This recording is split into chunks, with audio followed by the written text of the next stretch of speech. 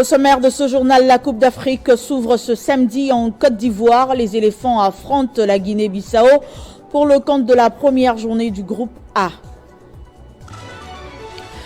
Inondation suite à la montée des eaux du fleuve Congo. Le chef de l'État Félix Tshisekedi instruit le gouvernement d'assurer la prise en charge des sinistrés. Premier conseil des ministres du gouvernement Attal, le président français Emmanuel Macron a demandé à la nouvelle équipe de se mettre au travail. C'est l'heure de vous informer. Bienvenue à tous à ce journal sur Télé 50. À la une de l'actualité, la Côte d'Ivoire accueille à partir de ce samedi et jusqu'au 11 février la 34e édition de la Coupe d'Afrique des Nations. Les éléphants affrontent ce soir la Guinée-Bissau au stade d'Mpimpe pour le compte de la première journée du groupe A de la CAN. Les léopards de la RDC sont arrivés vendredi à San Pedro en Côte d'Ivoire après avoir passé 10 jours de préparation à Abu Dhabi. Ils affronteront le 17 janvier prochain les Chipolopolobos de la Zambie. Dans l'actualité également, 121e réunion du Conseil des ministres, le chef de l'État Félix Tshisekedi a exhorté le gouvernement à prendre en urgence les mesures nécessaires pour assurer la prise en charge des populations victimes de la montée des eaux du fleuve Congo qui a occasionné des inondations. Suivez le compte-rendu du Conseil des ministres dans cet élément.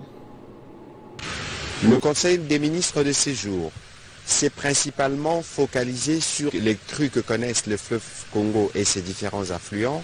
C'est ce qui a fait l'objet de la première partie de la communication du président de la République. Le président de la République est préoccupé par la crue exceptionnelle du fleuve Congo qui touche plusieurs provinces, Kinshasa, la Chopo, la Mongala, l'Équateur, le Congo central, le Maïndombe, les Sud-Nord Ubangi, le Kasaï central, le Sud Kivu, la Lomami, la Tchouapa et les Kwilu. Il a déploré que cette situation cause d'innombrables sinistres et drames, au rang desquels des pertes en vies humaines, des champs dévastés, des routes coupées, des maisons inondées, des glissements de terrain ou encore des écroulements de murs, vient s'ajouter au lourd bilan humain et matériel tiré des épisodes pluvieux vécus au cours de ces derniers mois.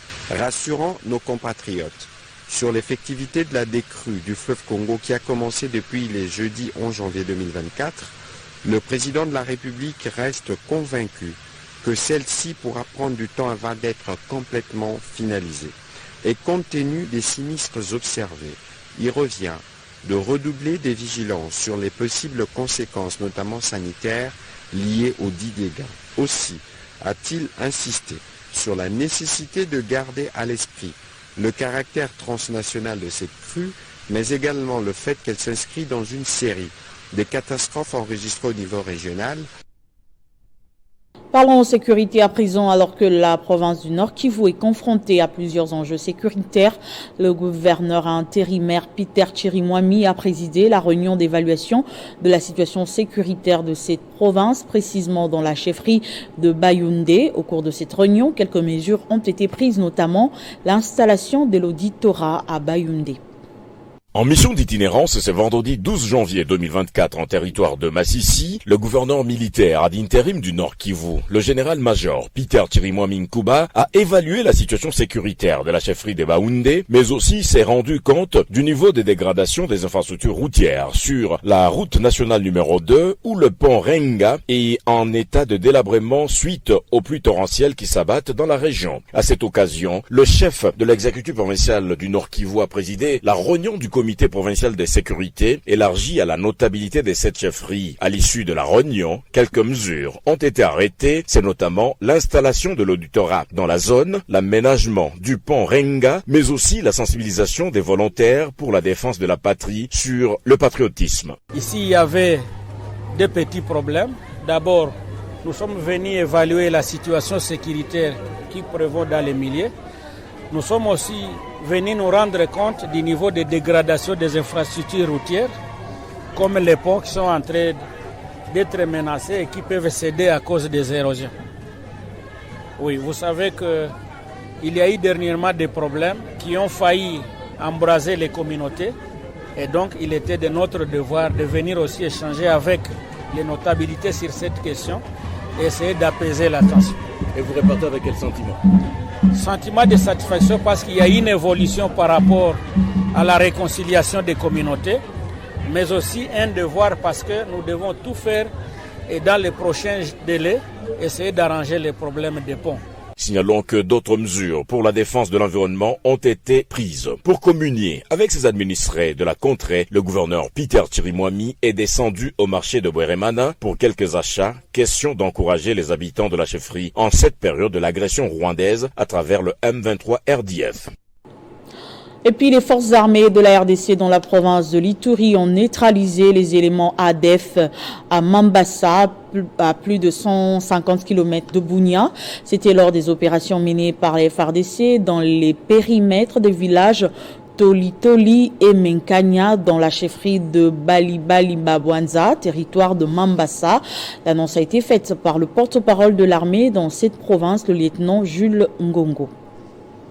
Les forces armées de la République démocratique du Congo, ici en province de l'Ituri, sous le commandement du lieutenant-général Luboya Kashamadjoni, commandant des opérations et gouverneur militaire, continuent à faire de plus en plus du mal et infliger maximum de pertes dans les cas ennemis, surtout le ZADF et leurs alliés. Là, nous avons mené des opérations qui nous ont permis à neutraliser un bilan provisoire de 3 ADF, je dis bien le vrai ADF, neutralisé, et parmi eux, il y a plusieurs blessés.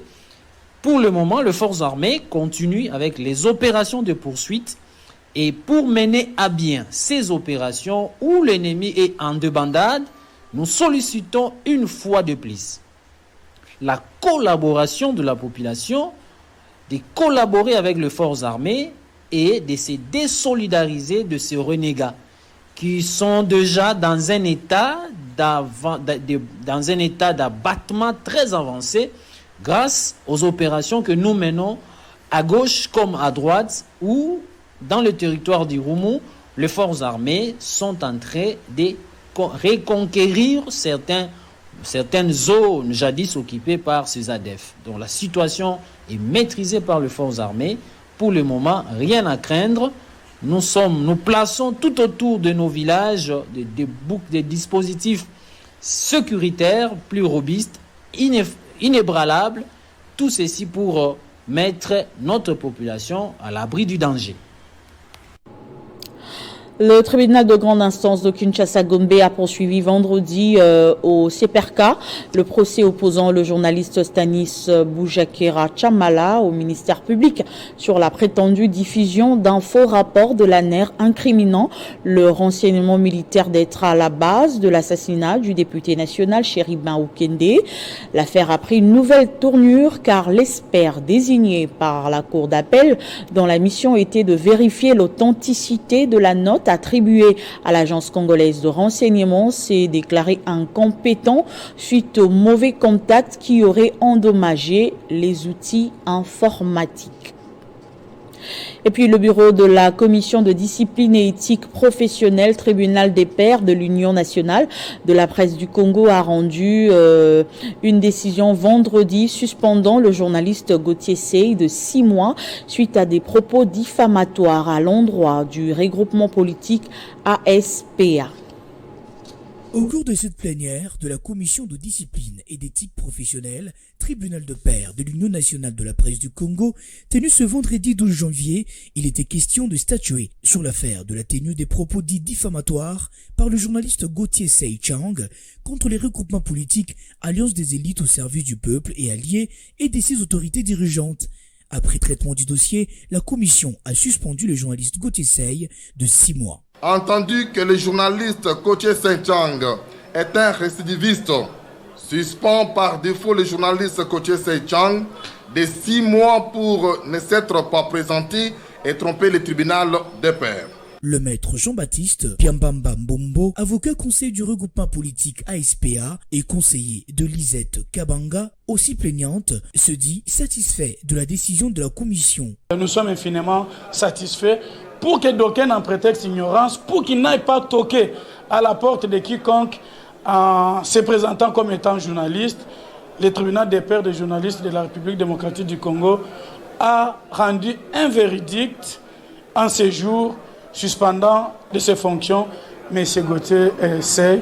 Les textes doivent être respectés au sein des institutions en République démocratique du Congo. L'UNPC reste droit dans ses bottes pour une pratique saine de la profession de journaliste dans le pays. L'actualité en dehors de nos frontières nous emmène en France où le gouvernement Gabriel Attal s'est réuni vendredi pour la première fois en Conseil de ministres à l'Élysée au lendemain de sa formation. Le président français Emmanuel Macron a demandé à la nouvelle équipe de se mettre au travail et d'être des révolutionnaires et pas des gestionnaires. Terminons ce journal par ce message du directeur général de l'Espace 50, Jean-Marie Kassamba, qui souhaite un somptueux anniversaire à l'honorable président du Sénat, le professeur Modeste Bahati Lukwebo, qui fête son anniversaire de naissance ce 13 janvier. De son côté, monsieur Jimmy Mukelenge souhaite également un bon anniversaire au président du Sénat, le professeur Modeste Bahati Lukwebo. Tout de suite, le rappel de titre.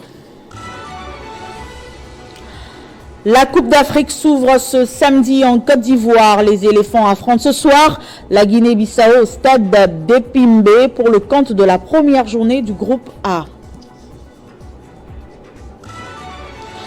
Inondation suite à la montée des eaux du fleuve Congo. Le chef de l'État Félix Tshisekedi instruit le gouvernement d'assurer la prise en charge des sinistrés.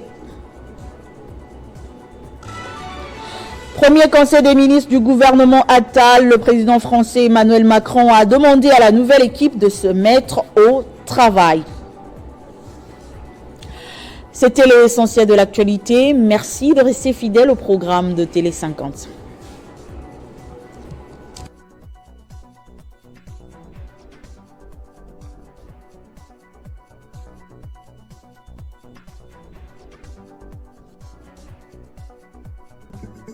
Retrouvez toute l'actualité en continu sur www.tele50.cd.